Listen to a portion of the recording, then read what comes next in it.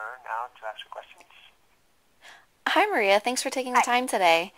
Yeah, no problem. How did you become involved with Love and Scoopful Ice Cream?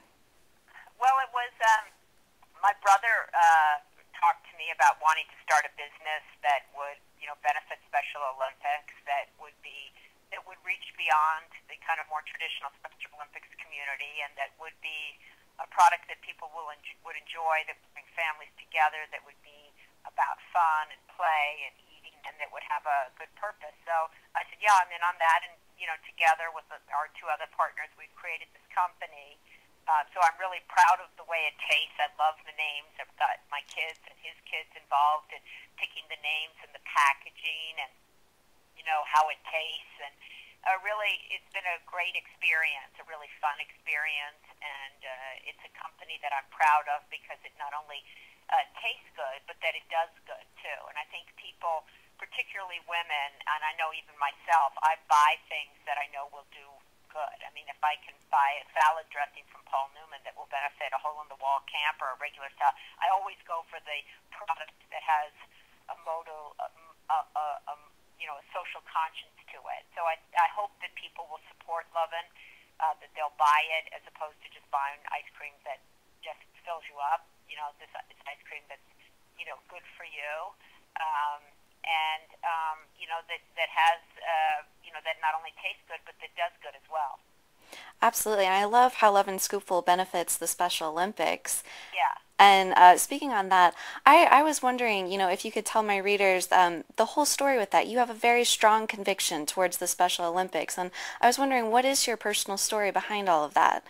Well, it's my mother's story. My mother started Special Olympics in our backyard when I was a little kid and grew it into the largest sports program for the intellectually disabled in the world. So I've seen the power of one woman's idea, the power of one woman's perseverance and her, fighting to make, education accessible to people with intellectual disabilities, playing fields, school opportunities, healthcare opportunities, housing opportunities. It all grew out of her idea that kids needed, kids with intellectual disability should have somewhere to play and compete as well. I think also when I go to a Special Olympics event today, as I did yesterday, it's a way for me to stay in conversation with my mother, who I lost about 8 months ago, and to see that she's alive in all of these families and that her work is alive. So that's a really nice thing for me as well.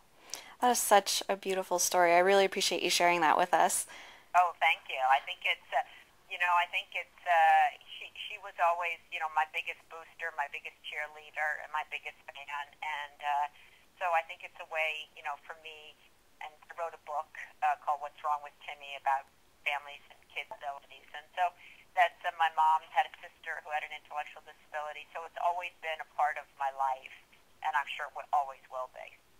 Well, you do great work with it, and I'm really amazed. And it's really amazing all that you do because your involvement in the women's conference is also very inspiring. And I was wondering, how did you get involved with that, and how did that come about? Well, I got involved with it through my work as First Lady. This was the Governor's Conference on Women. It was a very different event when I took it over, and we've grown it into the preeminent forum for women in the world.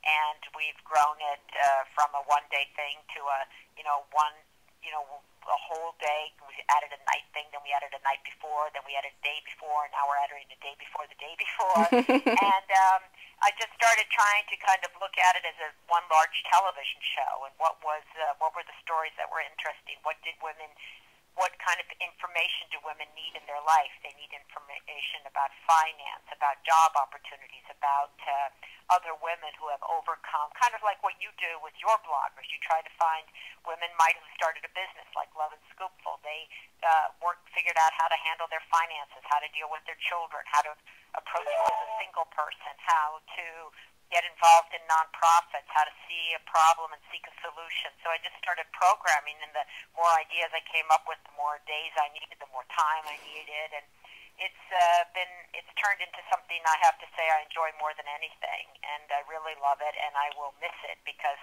I have to hand it all back over to whoever the next governor and First Lady or First Spouse is. Oh, that's really hard. Well, I won't be at all surprised if you do find some way to continue to be involved in it. Well, maybe I'll find some way to be involved in some aspects of it. But, Right. it's always, you have to also learn kind of when it's your time to step aside and let someone else take the reins.